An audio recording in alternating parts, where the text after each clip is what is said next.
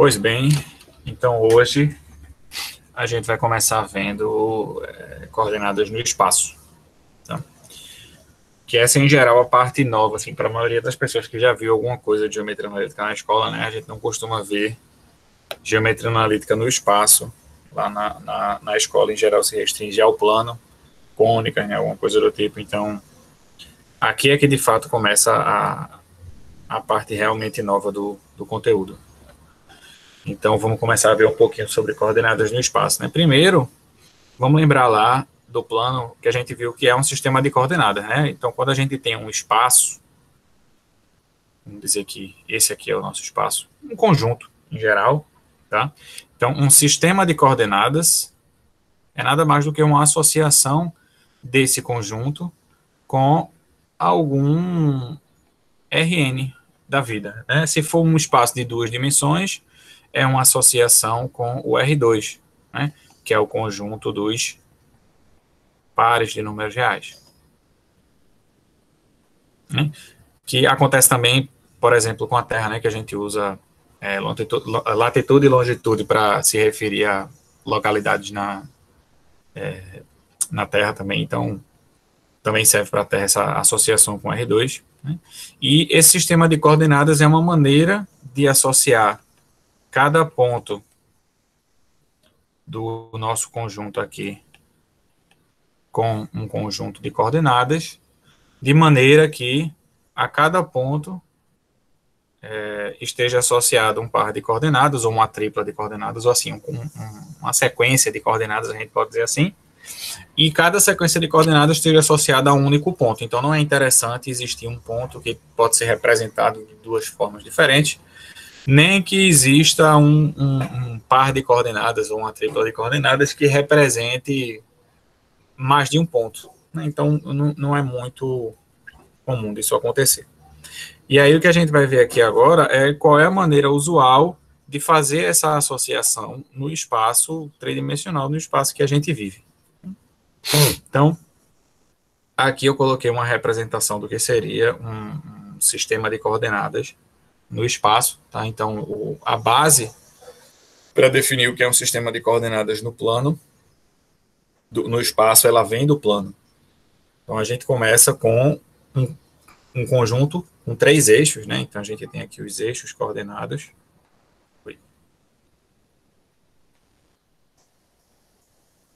Os eixos coordenados. A gente tem OX, que é o eixo das abscissas, OY, o eixo das ordenadas, e um terceiro eixo agora, que é o eixo OZ, chamado de eixo das cotas. E aí, a gente tem essas retas, né, que a gente chama de eixos coordenados. A essas retas a gente atribui um sentido, né, para indicar onde estão, para onde os valores nesse eixo estão crescendo, e a gente atribui também uma unidade de medida, que eu vou colocar aqui de maneira meio arbitrária. 1 e 1, certo? E pronto. Com esses três eixos, a gente já tem tudo que a gente precisa para definir, de fato, um sistema de coordenadas, ou seja, essa associação, né, de ponto com uma sequência de coordenadas. A princípio, a gente exige só algumas coisas a respeito desses eixos, tá? Que são o quê? Eles não podem ser três retas coplanares, porque senão a gente não vai poder usar eles para fazer referência a nenhum ponto fora daquele plano. Então, se essas três retas estiverem no mesmo plano, a coisa complica um pouco. Então, a única exigência para que a gente consiga um sistema de coordenadas dessa forma é que os eixos não sejam coplanares, tá? Porém, devido à praticidade de se fazer conta com isso, né, a gente vai assumir sempre que esses eixos eles são sempre 2 a 2 ortogonais. Então, a gente assume que esses eixos são perpendiculares 2 a 2, por uma questão prática, como a gente vai ver mais na frente, a respeito de fazer conta, calcular a norma, por exemplo, a gente consegue fazer quando isso acontece. Quando isso não acontece, a gente perde uma boa parte das fórmulas boas Tá? E aí, temos os nossos eixos. Como é que a gente faz agora para associar cada ponto à tripla de coordenadas? Tá? Antes de chegar imediatamente nessa parte, a gente tem também um outro elemento aqui que eu vou colocar, que aí já é um elemento que a gente não tem no plano cartesiano, que são os planos coordenados. Tá? Os planos coordenados são os planos determinados pelos pares de eixos e pela origem. Né?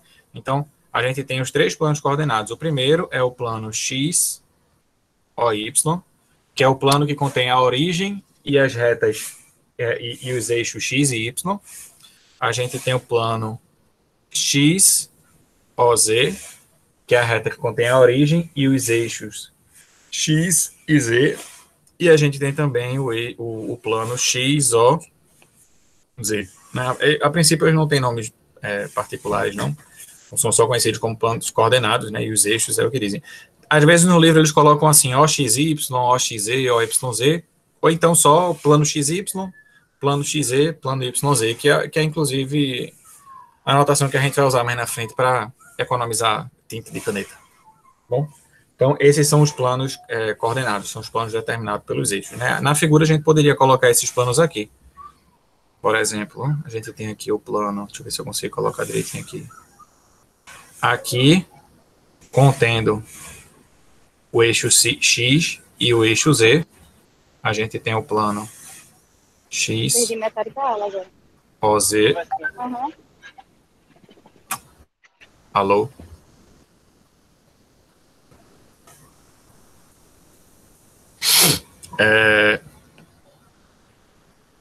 Aqui, contendo os planos y e z, a gente tem aqui também, né, o plano OYZ.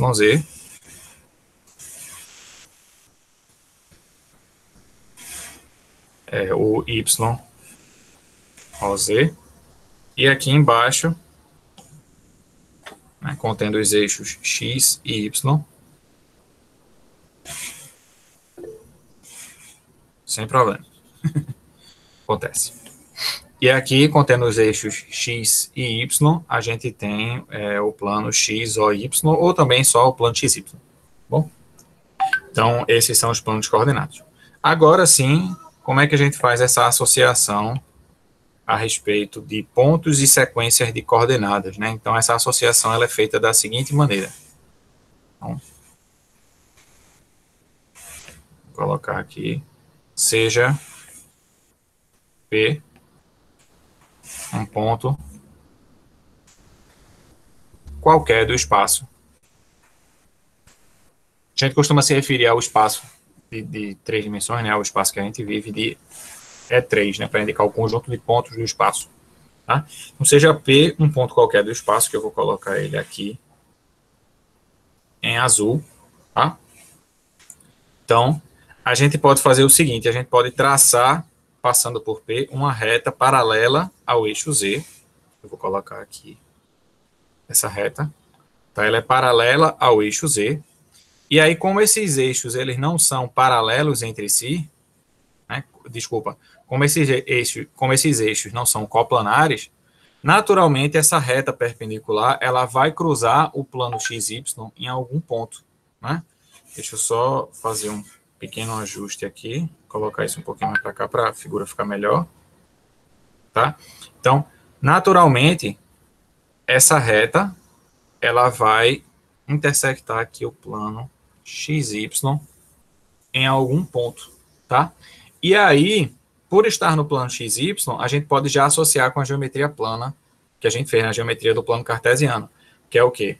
Traço uma paralela ao eixo X, e aí vai intersectar em algum lugar aqui o eixo Y, traço uma paralela ao eixo Y, e aí vai intersectar aqui em algum canto no eixo X, e com isso eu consigo tirar as coordenadas X e Y do ponto P, associando o comprimento desse pedacinho aqui com a unidade de medida determinada no eixo, que a gente colocou aqui em cima, aqui, né, a unidade de medida associada ao eixo. Então, a coordenada X, ela vai aparecer aqui na interseção da paralela ao eixo y com o eixo x, e a coordenada y vai aparecer aqui. Enquanto que a coordenada z vai aparecer de que maneira? Então, a coordenada z, ela vai ser como se fosse uma altura relativa ao plano xy, tá? Então, a coordenada z ela vai estar associada dessa maneira. De modo que, se P estiver acima do plano xy, então a coordenada z vai ser positiva. Se ela estiver abaixo do plano xy, essa coordenada vai ser negativa. Tá? Então, a coisa vai ficar mais ou menos assim. Passando por P, eu vou traçar aqui uma paralela ao plano XY, né? E essa paralela ela vai intersectar aqui o eixo Z em um determinado ponto, de maneira que essa distância aqui vai ser exatamente igual a essa. Tá? Se tiver no meio, como? Não entendi.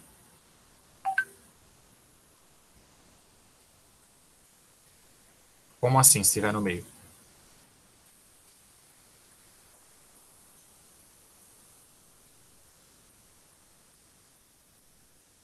Se tiver no meio, naturalmente vai ser... A gente não está falando que o eixo Z está associado com essa altura? Né? A distância entre o ponto... a altura relacionada ao plano XY.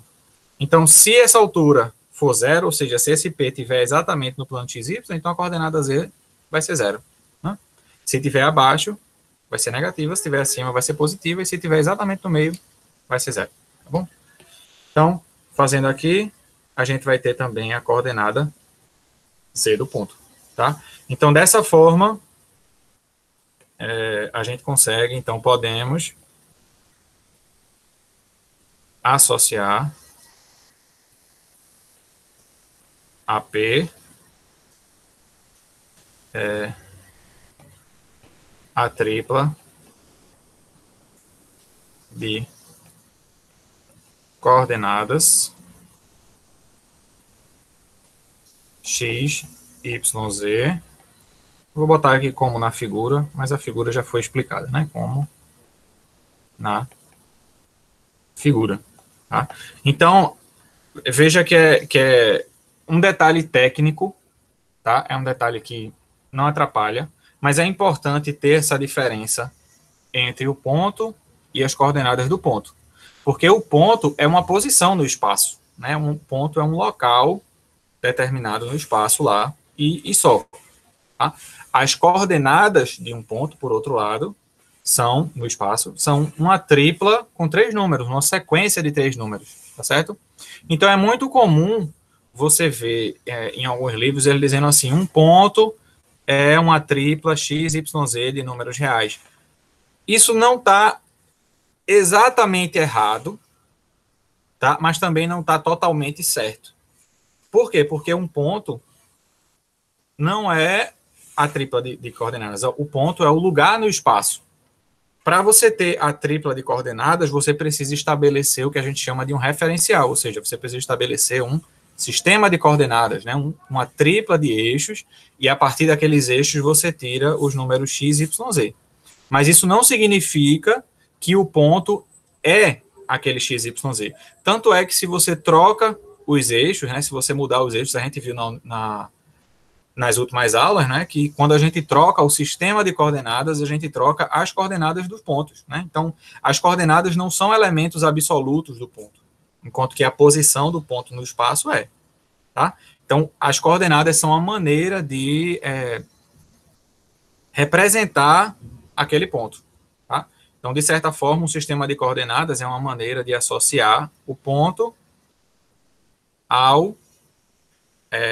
tripla de coordenadas, tá? Só que, claro, como a gente vai tentar, como é que se diz, evitar mudar muito de coordenadas, tá? A gente não vai focar muito nisso vamos mudar de coordenadas aqui para ver o que acontece, troca... Não, a gente vai fixar um sistema de coordenadas, então a gente vai usar a notação seguinte para falar de pontos. Quando a gente tiver as coordenadas de um ponto, a gente vai escrever que o ponto é as coordenadas.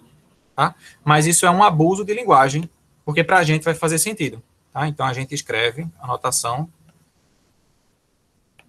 que P é o conjunto de coordenadas, tá? Então, o sistema de coordenadas, nesse caso, vocês estão vendo que é uma associação, né, que pega cada ponto do espaço e manda em uma tripla de números reais, tá?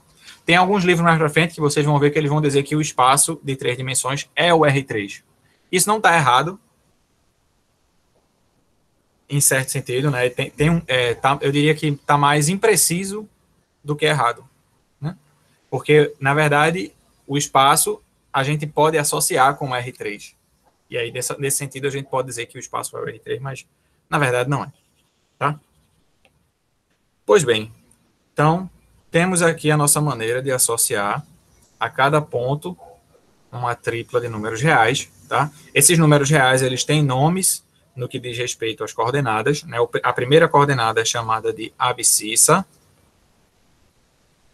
Ah, meu Deus, toda vez eu...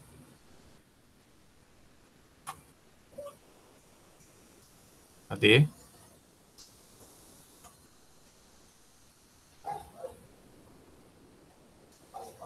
Toda vez eu esqueço como é que escreve abscissa. Eu acho que é assim. Vai ficar gravado aí para a eternidade o professor de matemática que não sabe escrever a palavra abscissa. Pronto. Abscissa. A coordenada y é a ordenada do ponto, enquanto que a coordenada z, que é a nova coordenada que aparece, né? Essas duas palavras a gente já conhece de muito tempo, mas a coordenada z ela é conhecida como cota, tá? Faz sentido a gente falar de espaços de dimensão maior, que vocês vão ver, vão ter bastante tempo para ver coisas assim ao longo do curso, tá? Mas a gente não vai ver aqui. Mas só para vocês ficarem sabendo, quando a gente tem mais coordenadas, né, x, y, z, t, w, escambau, a terceira coordenada ela é conhecida como primeira cota, a quarta é a segunda cota, e por aí vai, tá? A partir não vai ficando um nome para cada coordenada, não. Só tem nome, a abscissa, a ordenada, e a partir de z, todo mundo é cota. Primeira cota, segunda cota, terceira cota, e por aí vai, tá? Então, é assim que a gente associa as coordenadas. Ok.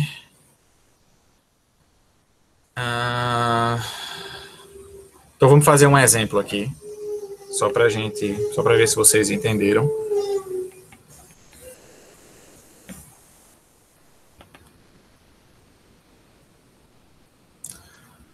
Tá?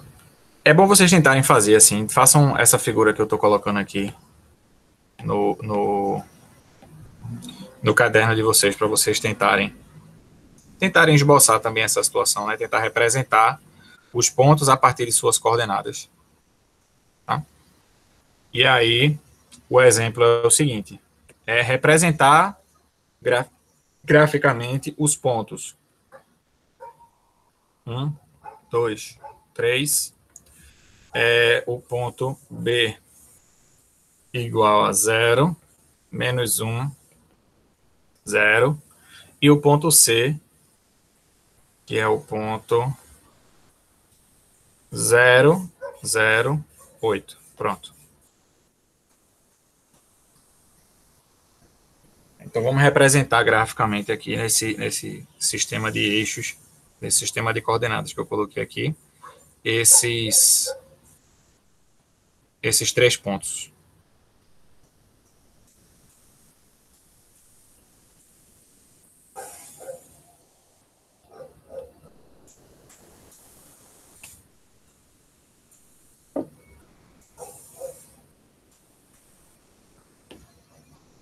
Tá? Então, vamos começar pelo ponto A. Primeiro, né, lembra que o sistema de coordenadas é sempre a origem, e os seus 3 eixos, x, y e z, onde em cada um deles está associada a uma unidade de medida. Então, aqui está a unidade de medida, 2 unidades de medida, 3 unidades de medida, por aí vai. Mesma coisa aqui, 1, 2, 3, e aqui, 1, 2, 3. Certo? Então, vamos começar pelo primeiro, tá? Então, como é que a gente faz para identificar aqui nesse sistema de eixos onde é que está o ponto de coordenadas 1, 2, 3? Então, é bastante simples. Então, primeiro eu vou aqui no eixo X. É mais ou menos como a gente fazia lá no plano cartesiano, só que vai incorporar uma segunda etapa, uma terceira etapa. Que aí o que é que eu vou fazer? Eu vou passar por 1, né? A coordenada X é 1. Então, no eixo X, eu vou identificar aqui qual é o ponto que está associado ao número 1 e vou traçar uma paralela ao eixo Y. Então, está aqui a paralela. Passando pelo 1.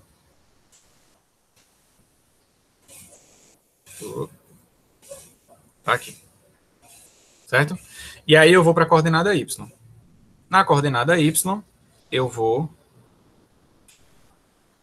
traçar uma paralela ao eixo X no número do eixo Y associado ao 2, que no caso tá aqui, né? Então, tá aqui a paralela ao eixo Y. Deixa eu ver se eu consigo fazer ficar paralelo bonitinho. É mais ou menos aqui assim. Pronto. Né? Então, essas duas retas elas vão se cruzar em algum momento e eu vou marcar esse momento aqui, porque aí eu vou colocar agora a outra coordenada que está faltando, tá? E aí como é que eu vou marcar essa coordenada? Eu vou fazer o seguinte: desse ponto aí que eu marquei que está em amarelo, eu vou colocar uma reta de ajuda aqui, vou colocar em cinza mesmo, da origem até ele, tá aqui no plano XY.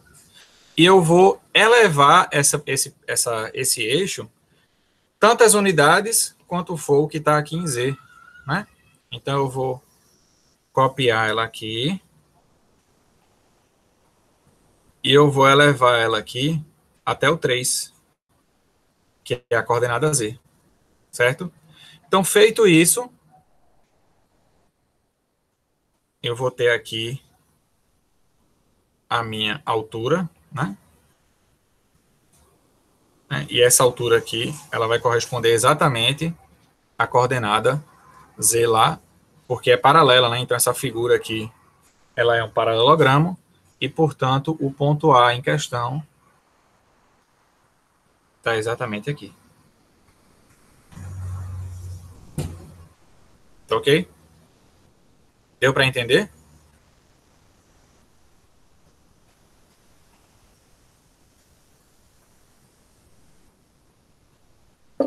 Bom.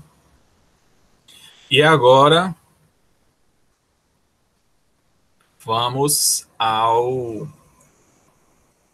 próximo. Tá? Então, como é o ponto onde é que está o ponto de coordenadas 0, menos 1, 0. Então, o processo ele segue exatamente da mesma forma, tá? Não é porque agora está passando pela origem a coisa ficou diferente, não. A coisa ficou do mesmo jeito. Que aí o que é que vai fazer? Vou mesma coisa. No eixo X, eu vou traçar uma paralela ao eixo Y, passando pelo 0, né? Então, essa paralela, ela vai passar aqui por cima do eixo Y mesmo, né? Por cima do eixo Y, eu vou botar mais para cá, porque não vai precisar ir tão longe, né? E depois, passando pelo menos 1, no eixo Y, aqui menos 1, eu vou traçar uma paralela a X. E essa paralela, ela vai estar bem aqui. Deixa eu marcar o menos 1, tá aqui o menos 1. Essa paralela, ela vai passar bem aqui, assim. Um pedaço dela tá para cá, o outro pedaço tá para cá. E essas duas retas que eu desenhei, elas se intersectam num ponto que é exatamente aqui, que eu estou marcando em amarelo. Tá? E aí agora eu vou para a última coordenada, que é 0. E aí eu vou transladar esse segmento 0 unidades para cima ou para baixo, a depender do sinal de 0, mas não importa qual é o sinal de 0, porque é 0. Então, no fim das contas, esse ponto em amarelo é o próprio ponto B. Certo? Então, isso já dá uma ideia para vocês de como como são as coordenadas dos pontos no eixo Y, por exemplo. Né? Como são as coordenadas dos pontos no eixo Y? É só você observar que sempre que tiver no eixo Y, a coordenada X vai ser 0 e a coordenada Y vai ser 0. Portanto, o eixo OY, ele é caracterizado pelos pontos com coordenadas y, 0, onde y aqui é um número real qualquer. Então, todos os pontos do eixo y vão ter coordenadas 0, y0 para qualquer y. E daí eu acho que dá para tirar também o que é que vai acontecer com os eixos x e y. Né? Os pontos no eixo x vão ser x, 0, 0, no eixo z, 0, 0, z. Certo? Além disso, eu acho que dá para tirar também como seriam as coordenadas dos pontos no plano, sei lá, x ou y. Né? Como seriam as coordenadas no plano x e y? Né? É só a gente observar que a altura ia ser 0, né? Então o eixo z é 0, podendo x e y ser qualquer coisa aí dentro desse plano. Então ia ser do tipo x, y, com coordenada z igual a 0. Aqui onde x e y podem ser qualquer coisa no conjunto dos reais. Opa, eu botei z, mas na verdade eu queria botar 0. Tá? E o plano YZ? O plano YZ seria 0, YZ. O plano XZ, 0, ou X, 0Z. Tá bom? Então é assim que a gente faz. Esse último aqui, como a última coordenada é a única que é diferente de 0, então você já imagina que esse ponto está no eixo Z. Então, vai estar no eixo Z em 8. Então, vai ser subindo aqui 3, 4, 5, 6, 7, 8. Então, tá aqui o ponto C. Tá? No livro tem mais exercícios desse tipo, então façam para pegar um pouco mais de intimidade com essas construções, tá? Beleza. Verificar desse modo, né, de determinar coordenadas, né, de associar a cada ponto uma tripla de coordenadas, a gente pode fazer algumas coisas com essa tripla de coordenadas. Desculpa. Porque, vê, você pode fazer essa associação começando pelo plano YZ, pelo plano XZ, pelo que você quer. É mais convencional tratar pelo plano XY, porque a gente pode entender o Z como sendo uma altura, tá? Então, o que a gente faz é, por hora, ignora a coordenada Z. Finge que não existe. Como é que eu marco o ponto de coordenadas 1, 2 no plano XY? Né? Então, passando pela coordenada X, eu traço uma paralela a Y, passando pela coordenada Y, eu traço uma paralela ao eixo X. Essas paralelas vão se intersectar e tudo mais. Né? E aí depois você coloca a coordenada Z. Tá bom? Beleza. Então agora, o que é que a gente pode fazer já com essas coordenadas? A gente pode calcular a distância entre pontos.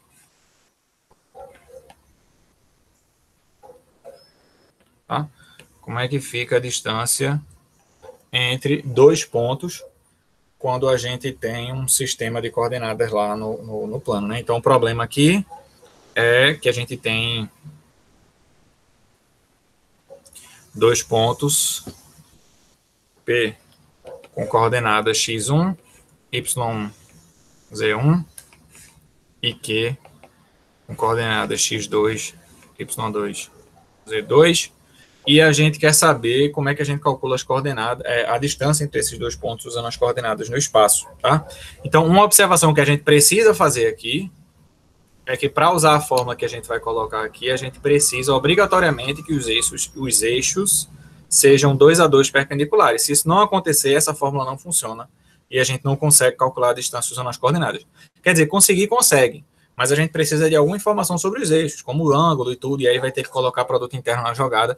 Não vai ficar simples, tá? Então, sempre que a gente precisar calcular a distância, calcular comprimento de um vetor, calcular alguma coisa relacionada a isso, a gente vai precisar que os eixos sejam 2 a 2 perpendiculares. E, em geral, vai ser, tá? A gente não vai mexer muito com essa propriedade, não. Então, vamos seguindo. Então, sejam P e Q dois pontos, e a gente quer calcular a distância entre esses dois pontos, né? Então, o problema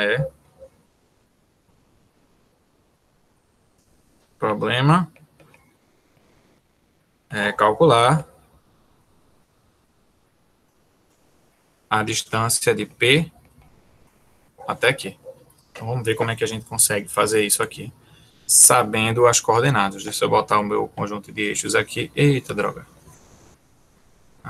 Como é que eu consigo botar de volta? Eu acho que eu consigo se eu fizer assim.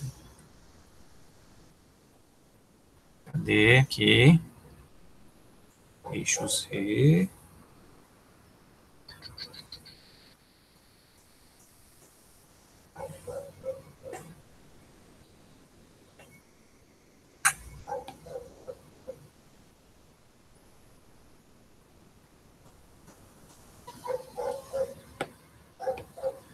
Consegui, pronto.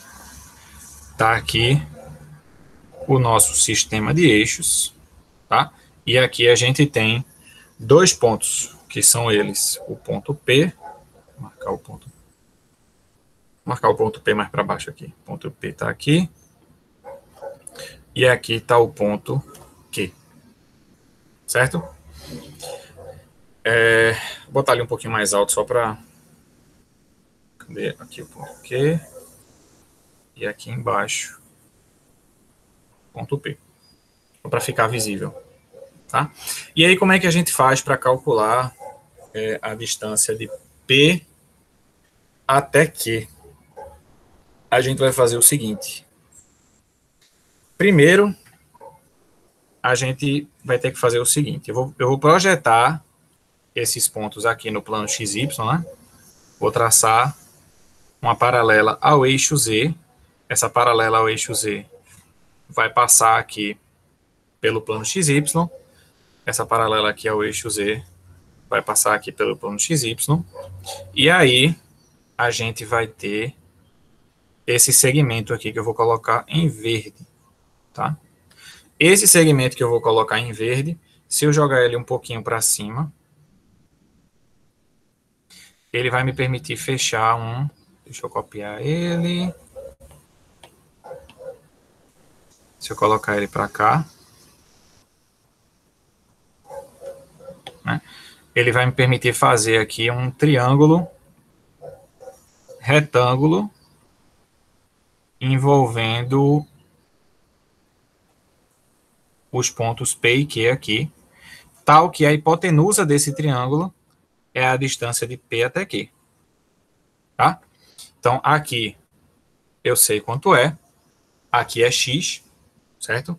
Já aqui, nesse trechinho aqui que eu vou botar de vermelho, eu sei quem é, mais ou menos, porque dá para calcular, tá? E dá para ver que, pela posição das retas aí, esse segmentozinho que eu marquei em vermelho, ele é exatamente a diferença de altura, né? De P até Q.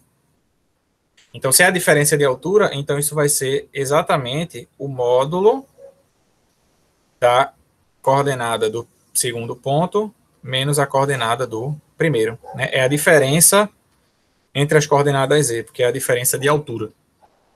Tá? Então, se eu souber, eu chamei aqui de X, mas isso não é muito bom, eu vou chamar de outro nome, porque X é a coordenada X de qualquer coisa. Então, aqui vai ser um, sei lá, um T, que eu não sei quem é T. E aqui, em amarelo, eu tenho a distância de P até Q, essa hipotenusa aí. Então, se eu souber os catetos desse triângulo, eu automaticamente consigo calcular a distância de P até Q através desse triângulo retângulo aqui, que está na figura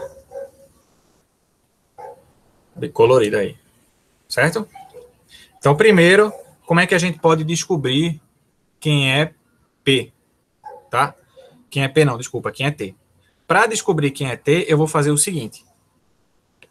Repetindo aqui, eu tenho P igual a x1, y1, z1. E aí, quando eu projetei no plano x, y, z, apareceu esse pontinho aqui em amarelo que eu vou chamar de P'. E esse P', ele tem coordenadas que são x1, y1, porque eu não mexi na posição deles em relação aos eixos x, y, eu só mexi na vertical. E a coordenada z é 0, porque ele está no plano x, y. O P' está aqui. Da mesma forma, eu tenho Q, que tem coordenadas x2, y2 Z2, e as coordenadas de Q' são x2, y2, z2. Certo? Então, vamos... Z2 não, 0. Então, se eu souber calcular a distância de P' até Q', automaticamente eu sei calcular o valor de T, porque T é exatamente isso, né? Só que a distância de P' a Q' eu sei calcular, porque P' e Q' estão agora no plano XY, e no plano XY, se a gente usar as coordenadas do plano XY, que são só x1, y1, x2, y2, eu consigo calcular essa distância. Portanto, T, que está marcado lá, vai ser igual, eu vou botar ele ao quadrado, porque vai ser ele ao quadrado que vai servir no Teorema de Pitágoras, né? Então, esse T ao quadrado aí vai ser x2 menos x1 ao quadrado mais y2 menos y1 ao quadrado. Isso vem lá da geometria plana, né? A gente está no plano XY e as coordenadas nesse plano de P' e Q' são x1, y1, x2, y2. Então, a distância vai ficar dessa forma. E, além disso, a gente tem também que T ao quadrado mais o outro cateto, né, que é Z2 menos Z1 ao quadrado, é igual à distância de P até Q. Então, se a gente juntar aí o valor de T ao quadrado junto com essa fórmula, a gente ganha ao quadrado aqui, né? A gente ganha aqui a distância de P até Q vai ser T ao quadrado, que é x2 menos x1 ao quadrado, y2 menos y1 ao quadrado. Deixa eu puxar isso mais para cá. Tá aqui embaixo. Mais Z2 menos Z1 ao quadrado. Só que aí, né, isso seria a distância de P até Q ao quadrado. Mas se eu quiser a distância de P até Q, é só tirar a raiz da expressão toda. E essa é a distância. Tá? Então, usando as coordenadas, em um sistema de coordenadas onde os eixos são 2 a 2 perpendiculares, a gente consegue calcular a distância entre dois pontos usando as coordenadas através dessa fórmula aí. Que ela parece muito com a distância do plano, né? Com as coordenadas do plano. Só que ela tem esse termo a mais aqui, né? Z1 menos Z2 ao quadrado, correspondente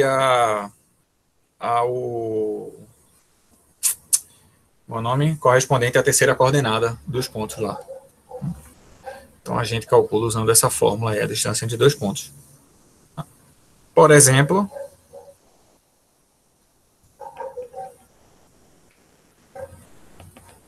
se a gente tiver P igual a menos 1, 3 e 2,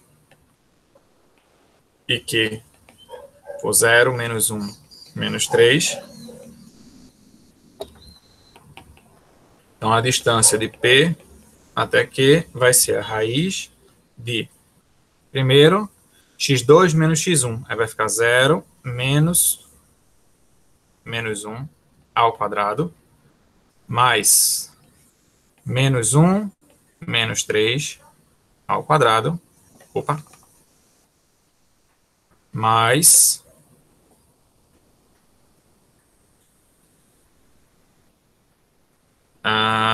menos 3 menos 2 ao quadrado. Aí fecha aqui a raiz e é só concluir a conta. Vai ficar, bem, 0 mais 1 vai dar 1 ao quadrado, então vai ficar a raiz de 1 mais menos 1 menos 3 dá menos 4 ao quadrado dá 16, mais menos 3 menos 2 menos 5 ao quadrado, 25.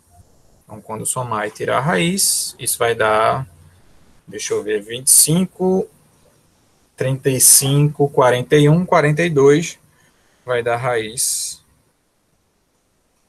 de 42, que é 7 vezes 6 e, portanto, não é um quadrado perfeito. Fica aí mesmo. Ok? Então, a gente consegue calcular distâncias usando, usando as coordenadas dos pontos. Tá bom? E agora, vamos falar um pouco sobre vetores no espaço. Tá? Não vai existir muita diferença entre vetores no plano e vetores no espaço. Tá? Se vocês olharem lá a primeira aula que a gente fez sobre vetores, vocês vão ver que o texto é exatamente o mesmo dessa parte, tá? Com a diferença de que, ao invés de estar no plano, a gente está no espaço. Mas o modo de definir é exatamente o mesmo, tá? Então, como foi que a gente definiu lá no começo do curso o que era um vetor no plano? Né? A gente associou, né, a definição de vetor a gente já viu, né, que é aquela definição que envolve só comprimento, direção e sentido, né? E vetores, setas com o mesmo comprimento, direção e sentido representam um mesmo vetor, né? E aí a gente viu só a maneira de representar esse vetor. E aí o que é que a gente fez lá? A gente viu que dados um par de coordenadas x, y, a gente pode associar esse par a um ponto, tá? Mas a gente pode usar essa mesma associação para se referir à seta que liga a origem até aquele mesmo ponto de coordenada xy. Tá? Então, a mesma coisa vai funcionar aqui para o espaço. Então, se eu tenho dado o ponto P com coordenadas x, y, z, certo? Então, a gente define que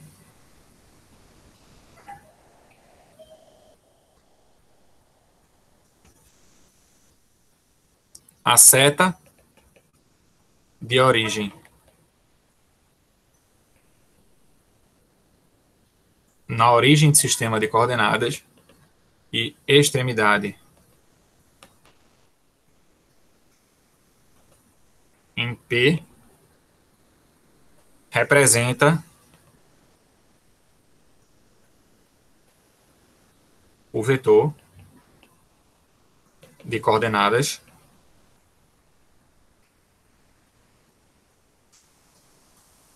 x, y, z. Certo? Então, estamos aqui no sistema de eixos x, y e z.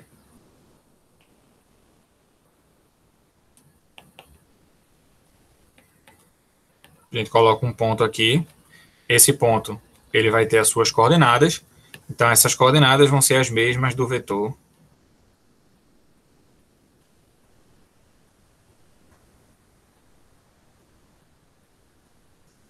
OP.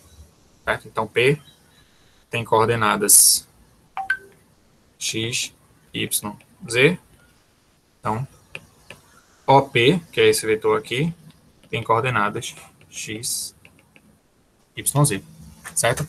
Com a diferença de que a gente sabe que esses dois objetos eles são diferentes, embora representados através da mesma estrutura, né, que é essa tripla de coordenadas. Lembrando também que aos vetores está associada a operação de soma, multiplicação por escalar. Né? Então, tudo isso a gente faz com vetor, mas a gente não faz com ponto. Então, a gente não pode simplesmente, pensando que a associação é a mesma, as operações elas vão passar de vetor para ponto, não. Não existe isso, certo? E aí, a gente tem essa definição aí a respeito de vetores, e aí a gente vai usar a mesma representação que a gente fez lá, tá? De maneira que a gente não vai necessariamente precisar verificar isso, mas vale a relação que a gente viu lá a respeito de origem e extremidade, né? Se A tem coordenadas x1, y1, z1, e B tem coordenadas x2, y2, z2, então Eu posso pensar, né, tem aqui o ponto A, ponto B, eu posso pensar aqui no vetor AB, tá? Esse vetor, se eu colocar aqui, né, dentro do sistema de coordenadas, eu colocar ele na origem, ele vai estar associado a uma seta aqui, que tem uma extremidade aqui num ponto P, né, e a coordenada desse ponto P pode ser calculada em termos dos pontos A e B, através da expressão que eu vou colocar aqui, que é a seguinte. Então, o vetor AB, ele tem coordenadas x2 menos x1, y2 menos y1, z2 menos z1, que é uma expressão que em coordenadas equivale a dizer que a gente está fazendo B menos A, tomando cuidado porque não existe diferença entre pontos, né? Isso é só um abuso de linguagem, porque é o que acontece com as coordenadas, né? Você faz as coordenadas de B menos as coordenadas de A. Então, a gente tem essa maneira de calcular as coordenadas de um vetor quando eu sei as coordenadas da origem e da extremidade de um representante desse vetor. Certo? E aí, o que mais? Todas as propriedades de vetores que a gente viu no plano, eles vão passar por transição aí para o espaço, com a diferença de que vai ter uma coordenada a mais, tá? Então, listando só mais algumas coisas aí que vão passar, né? Propriedades.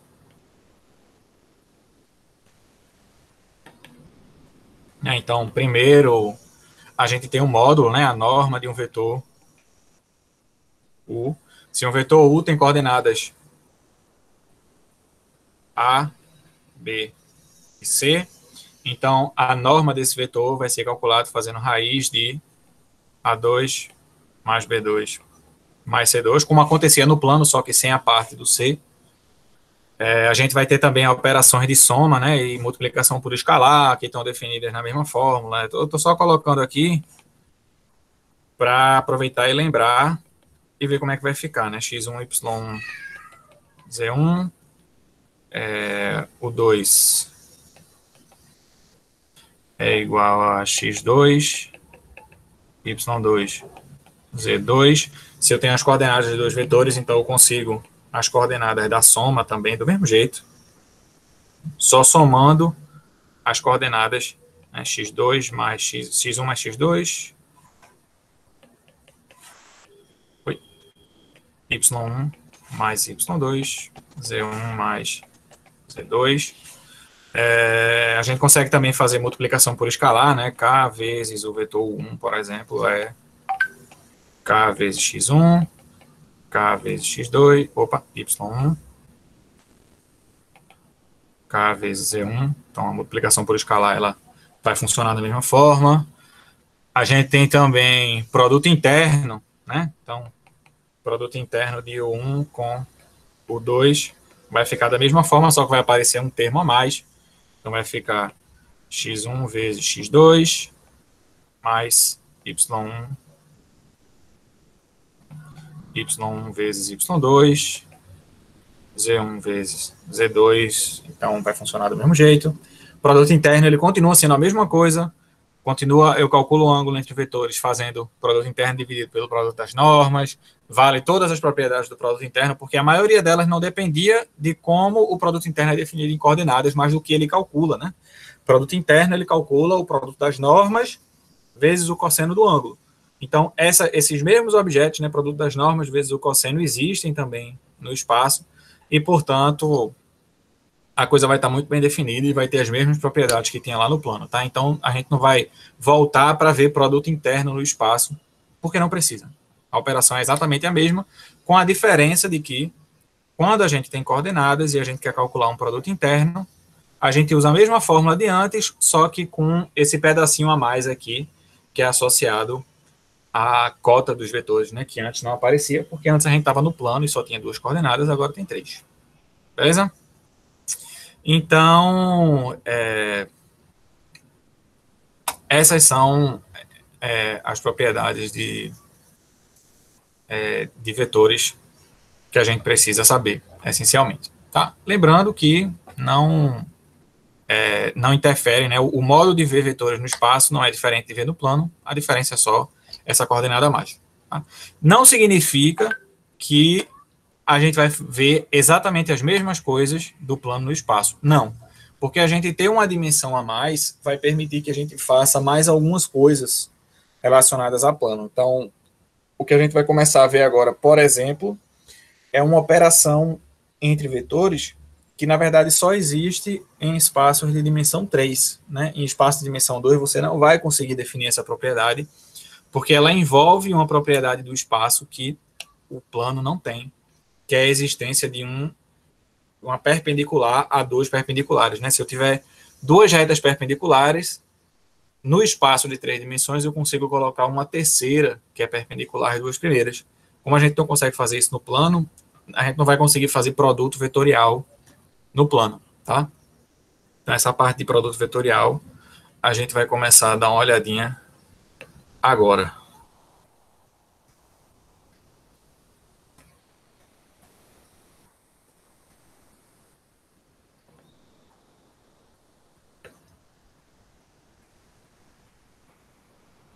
Tá?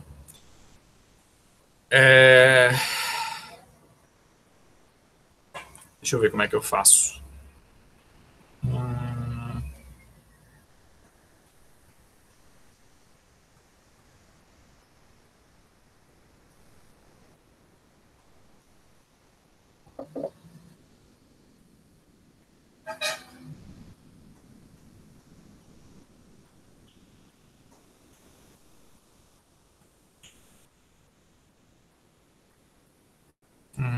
Deixa eu ver.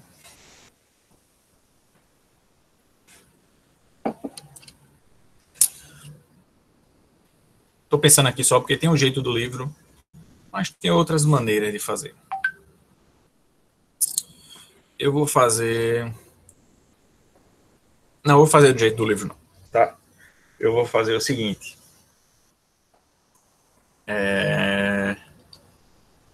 Eu vou fazer do jeito que eu acho melhor.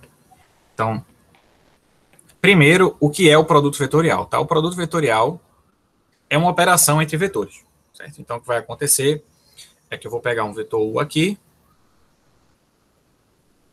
um vetor V, e aí eu vou fazer alguma coisa com esses dois vetores de maneira a me retornar um novo objeto. Quando a gente está falando de produto interno, produto interno é uma coisa assim também, né? Eu pego dois vetores, faço alguma coisa com esses vetores e eu obtenho como retorno um objeto. No caso de produto interno, esse objeto era um número real. Né? Era um número real e com aquelas propriedades, né? O produto das normas vezes o cosseno, a gente usava para calcular ângulo e por aí vai. Só que produto vetorial é diferente. Tá? Produto vetorial, eu vou pegar dois vetores e o resultado da minha operação vai ser um vetor, tá? Que eu vou chamar do produto vetorial de U com V. Então, na prática, a gente pega um vetor, outro vetor, e retorna um terceiro vetor aí. Tá?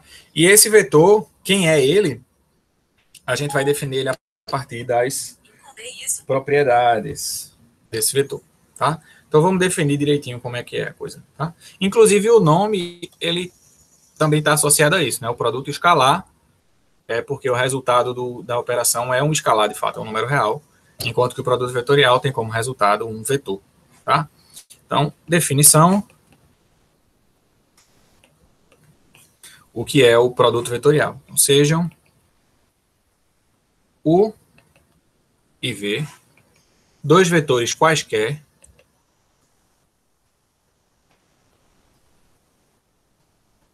tá?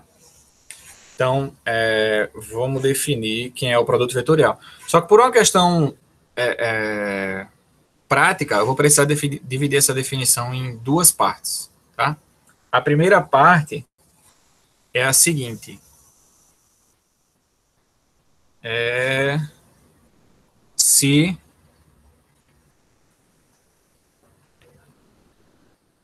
U for paralelo a V, tá? Se se U e V forem dois vetores, um múltiplo do outro, então, definição, o produto vetorial de U com V é o vetor nulo. Tá? Essa coisinha aqui que eu escrevi, eu vou botar lá em cima só para estabelecer a nomenclatura, né? A gente pode ler isso aqui como U vetorial T ou produto vetorial de U com V. Só para estabelecer como é que a gente lê essa frase. Tá? Então, definição, se os vetores forem paralelos, o produto vetorial entre eles é zero. Tá? Definição. Segunda parte da definição, se eles não forem paralelos. Tá? Se U e V não forem paralelos,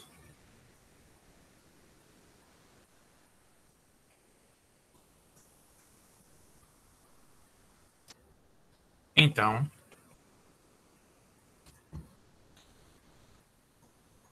o vetorial V é o vetor que... Aí eu vou estabelecer aqui quais são as propriedades desse produto vetorial. Tá ok? As propriedades do produto vetorial são as seguintes. Primeiro, vão ser propriedades que estão relacionadas com U e com V. Tá? Então, a primeira propriedade é que o produto vetorial de U com V é perpendicular ao vetor U e perpendicular ao vetor W.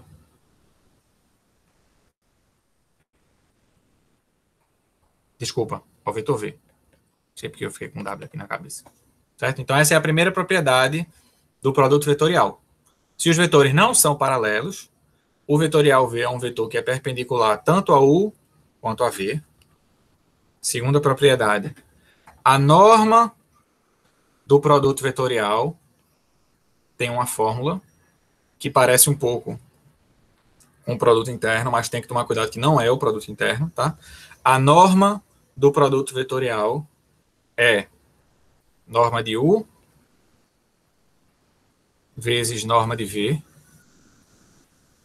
vezes o seno de θ, e aqui θ está indicando a medida do ângulo entre U e V. Ok? Então, antes de passar para a última propriedade que define, vamos botar numa figura o que é que eu coloquei aqui. Tá? Então, aqui eu tenho, vou botar aqui do ladinho porque é pequenininha a figura. Aqui eu tenho o vetor U. E aqui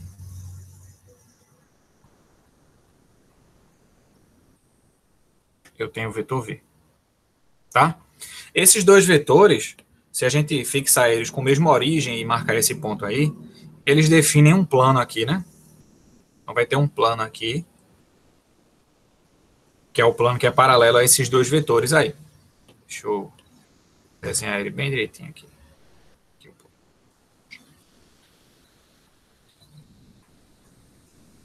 Certo?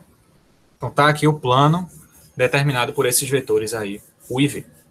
Perpendicular a esse plano, passando por esse ponto aqui que eu botei os vetores com a mesma origem, eu posso colocar uma reta.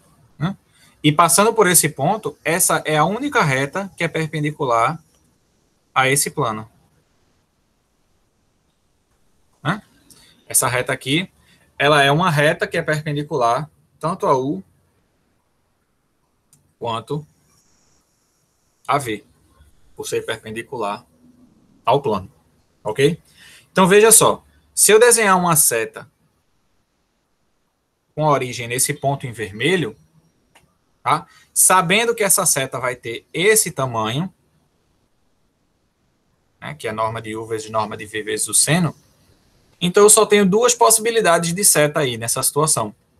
Ou eu tenho uma seta apontando para cima, né, com esse tamanho, ou eu tenho, com esse mesmo tamanho, uma seta aqui apontando para baixo. Né? Isso me dá duas possibilidades de vetores que vão servir de produto vetorial. Né? Pode ser esse vetor aí que aponta para cima, ou pode ser esse vetor que aponta para baixo. Isso se a gente só levar em conta essas duas propriedades aí, essas duas propriedades A e B, né? De ser perpendicular a U e a V e de ter esse tamanho. Qual é a propriedade que vai determinar qual desses dois é o meu produto vetorial? Vai ser essa terceira propriedade aqui, que diz o seguinte, que o conjunto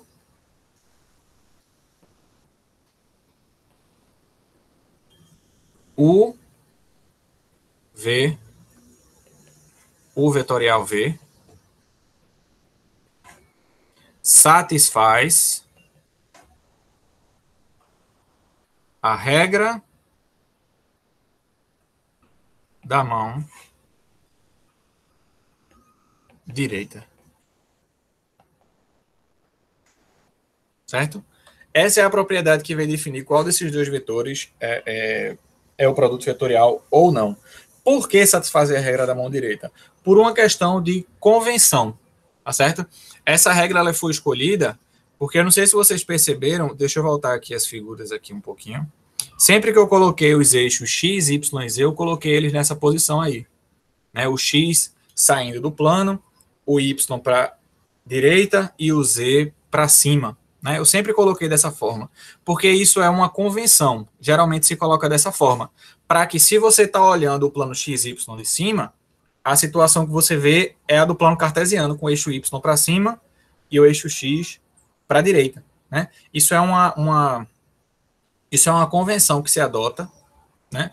Nem sempre se segue, parece que no Japão o povo faz diferente, mas pouco importa, é uma convenção que serve para que as pessoas escrevam mais ou menos da mesma forma quando forem resolver as coisas. Então, aqui se convenciona que o eixo Y para a direita, eixo Z para cima e o eixo X saindo do plano apontando para você. Né? Se coloca essa convenção. Então, a ideia de regra da mão direita é para dizer que, esses três vetores aí satisfazendo a regra da mão direita, significa que eles estão em posição parecida com a dos eixos x, y e z. De que maneira? De maneira que, se você colocar o eixo x para baixo e o eixo y, para baixo não, desculpa, o eixo x apontando para você e o eixo y para a direita, o eixo z vai apontar para cima. Tá? Essa propriedade ela é resumida na regra da mão direita, que é o que eu vou mostrar aqui a vocês. A regra da mão direita é você fazer o seguinte: é você pega a sua mão direita, né, porque senão não se chamaria regra da mão direita, e aí você vai colocar o seu polegar na direção do primeiro vetor do conjunto. Então aqui o conjunto é U, V, o vetorial V. Então eu vou colocar o polegar na direção do vetor U, certo? E eu vou colocar meu polegar na direção do vetor U de maneira que os meus outros dedos fiquem na direção do vetor V. Então, eu não sei se o de vocês está saindo assim, né? Mas para mim está saindo mais ou menos assim. Né? Eu tenho o polegar na direção de U, bota a mão aí na tela e vê se consegue. Bota o polegar na direção de U, aqui assim, e aí os dedos na direção de V saindo da tela. Né? Eu acho que se eu fizer assim, vai parecer mais com o que vocês estão vendo, talvez assim, com essa mão aqui, porque fica ao contrário, né? Então, esse aqui é o vetor U, aqui o vetor V. Então, fazendo isso, o vetor produto vetorial ele vai estar na palma da sua mão. Isso é o que significa ser a regra da mão direita. Eu tenho uma figurinha para isso, mas eu não sei onde é que está, eu não vou procurar ela agora não, mas eu vou colocar ela depois, tá? Então, a regra da mão direita é isso. Você coloca o polegar na direção de U, seus outros dedos na direção de V, então você coloca a sua mão aí de maneira que isso aconteça, e o vetor que tiver na palma da sua mão é o produto vetorial, tá? Então, seguindo essa regra, só para ver se vocês entenderam mais ou menos como é a regra, qual desses vetores é o produto vetorial? Apontando para cima ou apontando para baixo?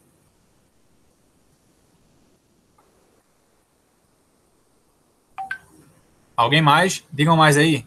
Antes de eu dizer se está certo ou se está errado. Toda vez Gemerson responde, aí fica todo mundo só esperando eu dizer se Gemerson está certo ou não. Dessa vez eu vou esperar, diga aí. Seguindo a regra da mão direita, né? Coloca aí o polegar na direção de U e os outros dedos na direção de V, né? Saindo da tela. A sua palma da mão está apontando para baixo ou para cima?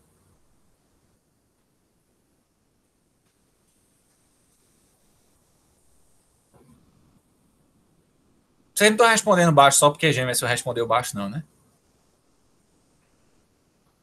Só para saber. Exato, tá? Então, de acordo com a nossa figura aqui, a gente tem essas duas possibilidades, mas a terceira propriedade do produto vetorial é a que garante que, no fim das contas, o produto vetorial é esse aqui, que está apontando para baixo, certo? Então, essa figura que eu fiz aqui do lado foi só para mostrar a vocês que, com essas propriedades, a gente tem um vetor que está determinado de maneira única, tá? A gente não tem mais de uma possibilidade. Essas três propriedades garantem que esse é o único vetor que a gente chama de produto vetorial de U com V. Né? Garante que a definição está bem colocada. E só por questão de esclarecimento, por que a gente exige que U e V não sejam paralelos para fazer a definição com essas propriedades? Simplesmente pelo seguinte: se U e V forem vetores paralelos, não existe uma única direção perpendicular a U e a V, como aconteceu aqui na figura. Na figura eu coloquei U e V e deu para vocês entenderem que essa reta em azul é a única direção que é perpendicular a U e a V ao mesmo tempo. Se os vetores forem paralelos, não existe essa única direção, né? Existe uma infinidade de direções que são perpendiculares a U e a V ao mesmo tempo. Tá? Isso faz com que essas propriedades não sejam suficientes para determinar o produto vetorial, e por isso a gente tem que tratar esse caso à parte. Tá? Mas, se você olhar só pelo comprimento, aí você já tira que o vetor vai ter que ser o vetor nulo mesmo, porque se os vetores forem paralelos, o seno do ângulo entre eles vai ser zero, então a norma do produto vetorial vai dar zero, e está tudo ok. Além do que, se eles forem paralelos, você não consegue aplicar a regra da mão direita, né? Assim, você consegue, mas não vai ser muito conclusivo, né? Se você botar o polegar na mesma direção que os outros dedos, a palma da mão pode estar apontando para qualquer direção, e aí não está bem definido do mesmo jeito a direção, né? A direção e o sentido do produto vetorial. Ok? Então, esse é o produto vetorial. Ok? E o produto vetorial, ele tem algumas propriedades. Vamos ver aqui. Que a gente pode tirar já daí. Na verdade, deixa eu refletir um pouco se é melhor passar para as coordenadas ao invés de falar das propriedades.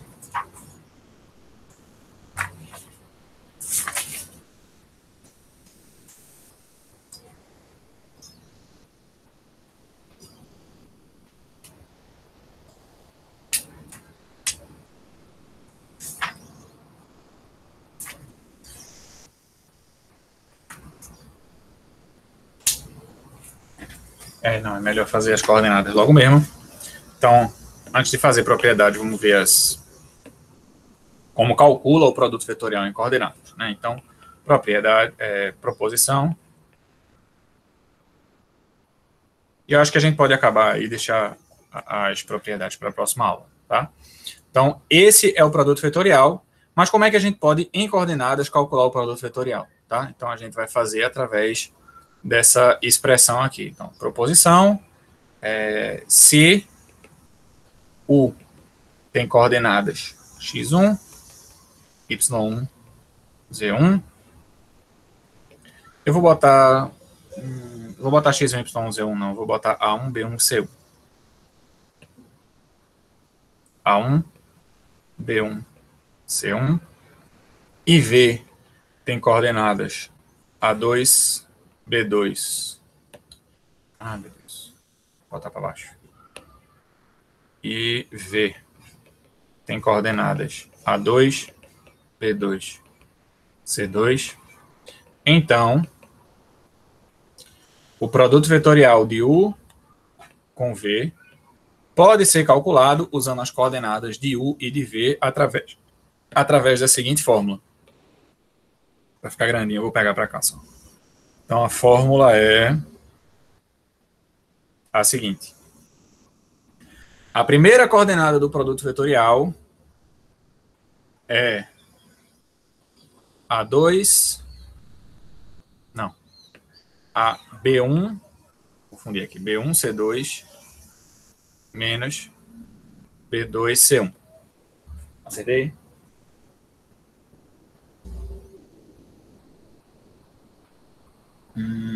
B1C2 menos B2C1, perfeito. Essa é a primeira coordenada do produto vetorial. A segunda coordenada do produto vetorial é A2C1 menos A1C2. Essa é a segunda coordenada. E a última coordenada do produto vetorial é A1B2 menos A2B1. Tá? Esse é o produto vetorial. Não é tão simples quanto o produto interno, né, que a fórmula é bem mais simples, né? Eu imagino que vocês devem ter percebido isso. Mas é simples também, é só você olhar do jeito certo. Tá? Quem já viu determinante na escola deve ter percebido que essas coisas parecem determinantes de algumas coisas. Né? Isso parece determinante de... Primeira coordenada é o determinante de B1, C1, B2, C2. Vê se não é. É B1, C2 menos B2, C1. E a segunda coordenada, ela é menos o determinante de A1, C1, A2, C2. Né? Se eu calcular o determinante, fica A1C2 menos A2C1, só que se multiplicar por menos, fica A2C1 menos A1C2.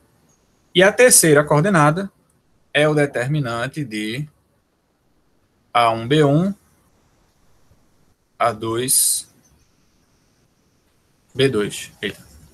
Fecho determinante, fecho as coordenadas. Tá? Mas ainda não está prático de identificar, de lembrar desse vetor. Tá? Então, a gente pode olhar isso da seguinte maneira.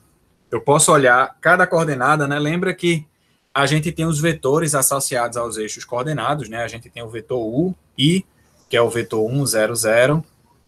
O vetor J, que é o 0, 1, 0. E o vetor K, que é o 0, 0, 1. Então, a gente pode escrever esse vetor produto vetorial aí em termos desses três vetores. E aí a gente vai ficar com B1C1, B2C2, vezes I, que é a primeira coordenada, menos A1C1, A2C2, determinante, vezes J, mais A1B1, A2B2, vezes K. Então, eu posso escrever dessa forma aí, que ainda não está ajudando, mas vai ajudar agora, porque quem chegou a ver determinante lá no colégio também talvez reconheça essa expressão aí, que isso é a forma de calcular o determinante de uma matriz 3x3 através de um método bem conhecido, chamado desenvolvimento de Laplace. Né? Se você calcular o determinante dessa matriz aqui, I, J, K,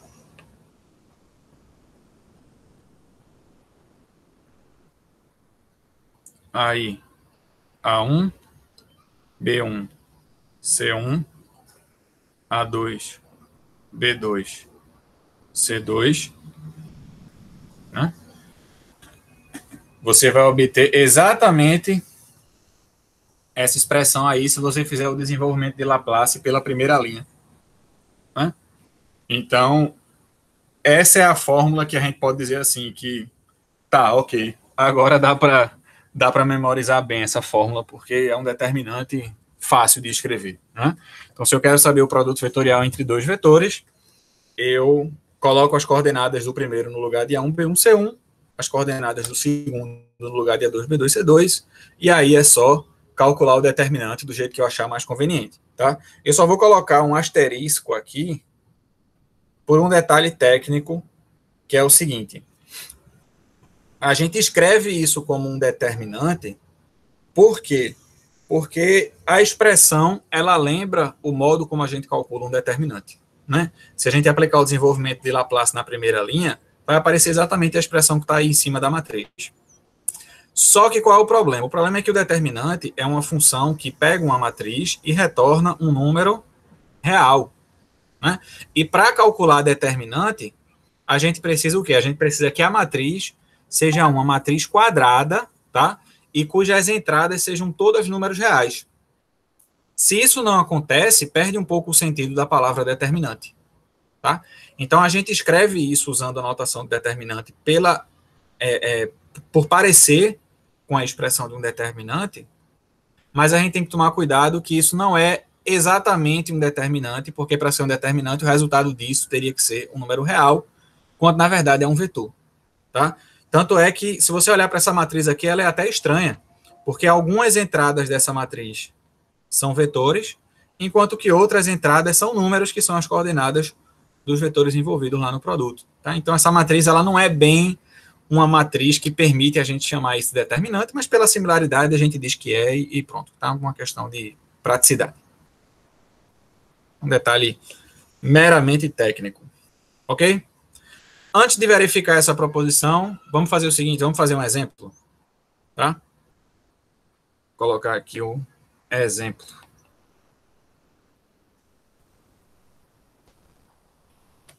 Então, vamos usar esse exemplo aqui para calcular o produto vetorial entre U, com coordenadas menos 1, 2 e 4, e V, com coordenadas 1, 3 e 5.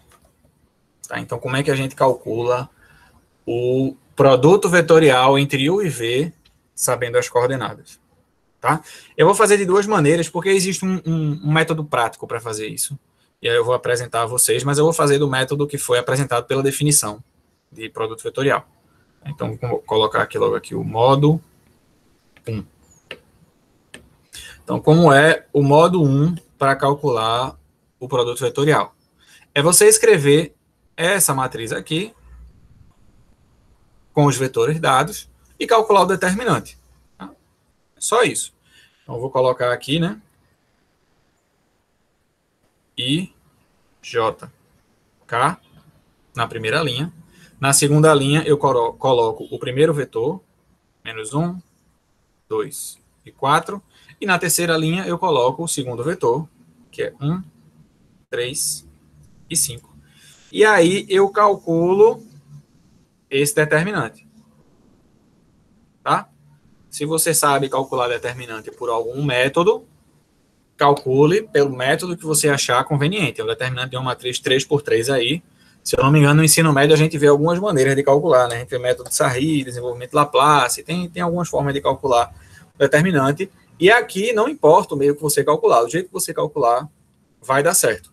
O que importa é que, ao terminar esse determinante, você vai ter que ter alguma coisa que multiplica I, mais alguma coisa que multiplica J, mais alguma coisa que multiplica K. E daí você tira as coordenadas do produto vetorial, tá? Mas vamos fazer com calma esse determinante, porque aí, se você não sabe também calcular determinante de nenhuma forma, você aprende agora, tá?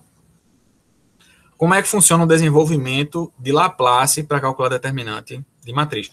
Pode ser de matriz de qualquer ordem, tá? Mas, no caso de 3x3, dá certo também, tá? Então, o desenvolvimento de Laplace, ele é um método, não é necessariamente para você calcular o determinante.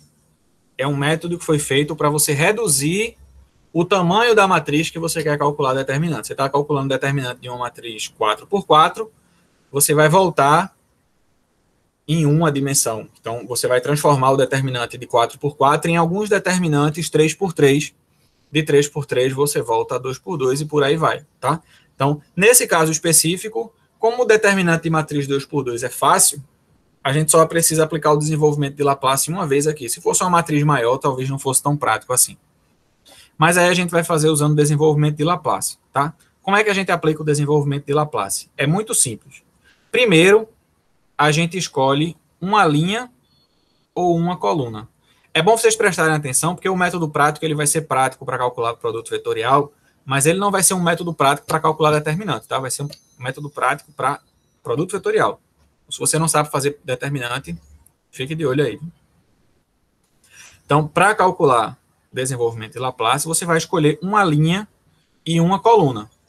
Vamos escolher aqui uma linha e uma coluna. Para produto vetorial, o mais prático, escolhe só uma linha ou uma coluna. Você aqui escolhe. Para o contexto de produto vetorial, o mais prático é escolher essa linha aqui, porque a coisa já vai aparecer do jeito que você quer, tá? Então, eu vou escolher essa linha aqui como base para o desenvolvimento de Laplace. E aí eu vou fazer o seguinte, para cada elemento dessa linha, eu vou atribuir um sinal de mais ou de menos, seguindo o seguinte procedimento. Esse primeiro elemento da matriz aqui, esse aqui, né? Esse nesse canto, ele sempre recebe mais. É um sinalzinho que você vai colocar só para você lembrar dele. Não é na frente, vai multiplicar por mais um. Não, não. É um mais que você vai colocar no cantinho só para lembrar desse sinal. Você vai botar esse sinalzinho de mais aqui no cantinho desse primeiro. E aí, na mesma linha, segue alternando. Então, se esse aqui é mais, o J é menos e o K é mais. Se você tivesse escolhido outra linha ou outra coluna para fazer o desenvolvimento, o que você ia fazer era a mesma coisa. Só que começando com esse mais, você ia alternando na mesma linha ou na mesma coluna, de um por um, até chegar na linha na coluna que você ou na coluna que você escolheu, e aí você vai fazer o sinal de todos os elementos daquela linha ou coluna que você escolheu. No caso aqui, como a gente já escolheu a primeira, fica assim, né? O I com sinalzinho de mais, o J com menos e o K com mais, tá? E aí, como é que vai funcionar o desenvolvimento de Laplace? Eu vou percorrer essa matriz linha por linha, ou coluna por coluna, desculpe, e a cada coluna eu vou fazer a seguinte operação. Então, vamos começar aqui na primeira coluna, tá? Então, dessa primeira coluna, o que é que eu vou colocar? Eu vou escrever aqui do lado da igualdade a interseção entre a linha e a coluna que eu marquei, que é o I. E na frente dessa interseção, eu vou colocar o sinal que eu coloquei do lado do número, né? Então, se foi o mais, então fica mais I. Se tivesse sido o menos, menos I. No caso é mais, então fica mais I. E aí eu vou multiplicar esse I por algo. Que algo é esse? Esse algo é o determinante da matriz que sobra quando eu tiro a linha em azul e a coluna em amarelo. Vou tirar essa linha e essa coluna, o que sobra é a matriz 2, 4, 3, 5. Então, pronto. Esse é o primeiro termo do desenvolvimento de Laplace. Vai ser I vezes o determinante da matriz que sobra quando eu tiro a linha e a coluna. E agora eu vou para o próximo termo. Ir para o próximo termo significa ir para a próxima coluna, que é a coluna do J agora aqui. Tá aqui. Tá? Então, primeiro, eu escrevo a interseção entre a linha e a coluna. E na frente dessa interseção eu coloco o sinal que foi atribuído, que no caso aqui é menos. Então, apareceu esse menos aí. E aí, agora, eu multiplico pelo determinante da matriz que sobra quando eu tiro a linha azul e a coluna amarela, que é a matriz menos 1, 4, 5. Fechou aqui. Tá? Deixa eu ganhar um espacinho a mais aqui antes de fazer o último. Mas eu acho que vocês já entenderam, né? Que aí o próximo termo agora vai ser associado à última coluna, que é a coluna do K. E aí vai ficar mais, porque o sinal do K é o mais, então fica mais K, vezes o determinante da matriz que sobra quando eu tiro a linha e a coluna que contém o K. Então, seria isso aqui, essa coluna. E aí, quando eu tirar essa linha e essa coluna, o que fica da matriz é só o menos 1, 2, 1, 3. E aí, meio que acabou. Né? Porque determinante de matriz 2 por 2, vocês sabem fazer, eu acho. Eu espero. Se não souberem, tudo bem, a gente aprende aqui agora, mas deveria saber. Mas é a parte mais fácil. Porque multiplicar, calcular determinante de uma matriz 2 por 2 é multiplicar as diagonais e subtrair. Então, resumindo aqui a história, esse primeiro vai ficar I vezes 2 vezes 5 menos 3 vezes 4 menos J vezes menos 1 vezes 5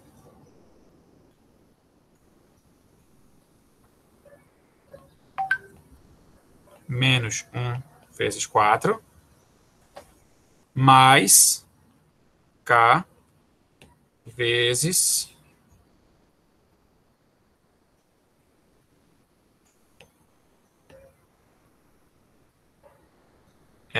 menos 1 vezes 3 menos 1 vezes 2. E aí é só fazer a conta.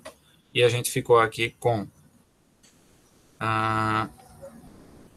quanto vezes I? Vai ficar 10 menos 12, vai ficar menos 2 vezes I. E aqui vai ficar menos 5, menos 4 dá menos 9.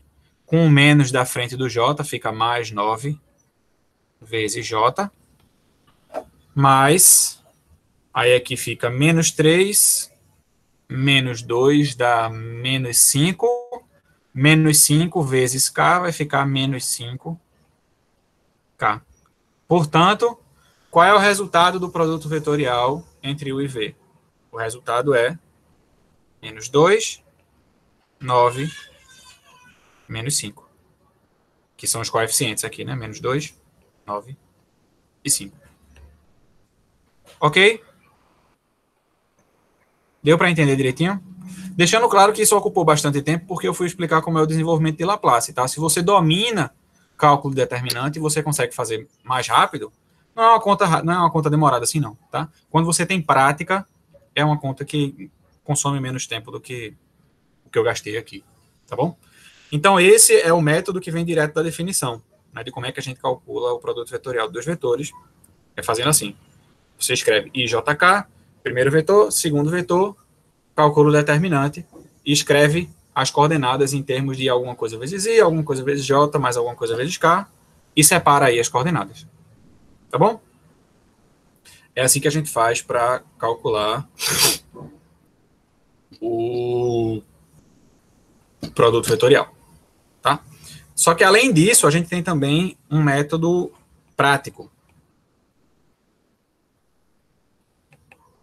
Tá? Que ele não vem exatamente como na definição, mas ele é como se fosse assim, é uma maneira mais fácil de você fazer a conta que é dada pela definição, ao invés de ter que escrever a matriz toda e blá, blá, blá, é uma simplificação do processo, tá? Então, a maneira, o método 2, ele se resume ao seguinte, deixa eu reescrever aqui os vetores, vou puxar eles aqui para baixo,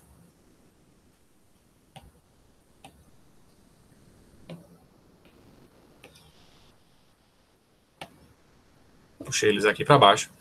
E o método prático, ele consiste em você fazer o seguinte. Você vai escrever uma tabela, como se fosse uma matriz, mas não necessariamente uma matriz, tá? Da seguinte forma. Na primeira linha, você vai colocar as coordenadas do primeiro vetor, que são menos 1, 2 e 4. Na segunda linha, você vai escrever as coordenadas do segundo vetor, que são elas 1, 3 e 5. Certo? E aí, o que é que você vai fazer?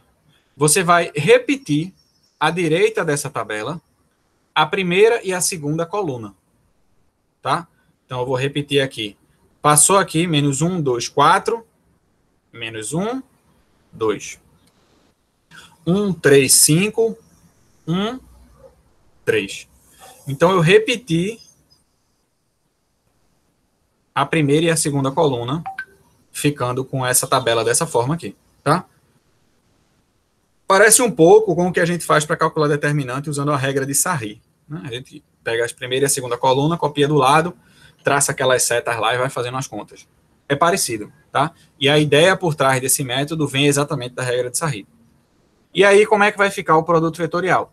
Para você ver como é simples, eu já vou botar aqui a resposta direto. O vetorial V é igual a, abre parênteses. Olhando para essa tabela, quem vai ser a primeira coordenada do produto vetorial? A primeira coordenada do produto vetorial vai ser assim. Eu vou pular a primeira coluna, pulei, e eu vou marcar esse quadrado aqui. Né? Esse quadrado aí é uma matriz 2 por 2, e o determinante dá quanto? 2 vezes 5, 10, 3 vezes 4, 12, 10 menos 12, menos 2. Então, essa é a primeira coordenada do produto vetorial. Certo? Agora vamos para a segunda coordenada. Quem vai ser a segunda coordenada? A segunda coordenada é o seguinte, eu vou passar esse retângulo, esse quadrado, uma coluna para a direita. E aí eu vou ficar com esse quadrado aqui. Pronto. Quem é a segunda coordenada? Vai ser o determinante desse quadrado, que é 4 mais 5, né? 4 menos 5 fica 4 mais 5, 9. Então tá aqui 9.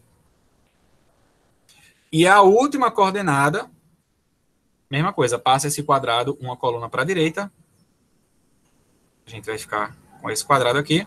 E o determinante desse quadrado em branco vai me dar a última coordenada, que é menos 3, menos 2, menos 5. Bom? E tá aí o produto vetorial, exatamente como a gente tinha encontrado antes, usando a definição. Tá? Então é um método prático. Até auxilia, assim, para você fazer um pouco de cabeça essa conta. Tá? Mas e é mais prático, né? Mais direto do que ter que escrever determinante. Mas eu repito, se você tem problemas para calcular determinante, não sabe calcular determinante, calcula com dificuldade, procure aí um livro de, eu acho que é segundo ano, e veja alguns exemplos, tá? Tente fazer algumas vezes, aprenda a fazer, porque a gente vai usar determinante para mais coisas, não só nesse curso, como no futuro. A álgebra linear diz respeito a sistemas de equações, e sistema de equações é um assunto que está muito ligado com determinante. Talvez quando chegar lá o professor revise para você lembrar e tal. Talvez não. Se você chegar sabendo, é muito melhor, tá? Então, dê uma olhadinha, porque é uma coisa realmente útil, saber fazer determinante.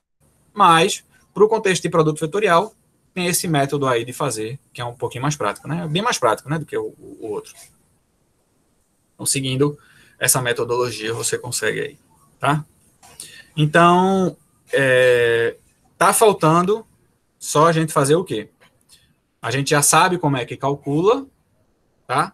Então, a gente precisa, antes de fazer qualquer coisa, tirar qualquer propriedade, verificar por que é que essa fórmula funciona, né?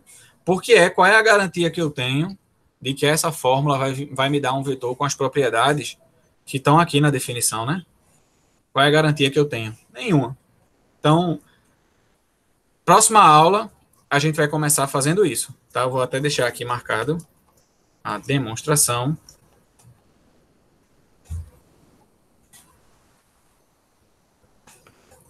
Que vai ficar para a próxima aula, tá? Próxima aula, a gente começa fazendo isso, senão vai ficar muito...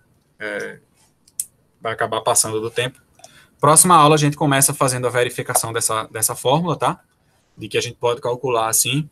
Já podem olhar no livro os exercícios do tipo calcule produto vetorial com coordenadas para praticar, tá? É bom fazer.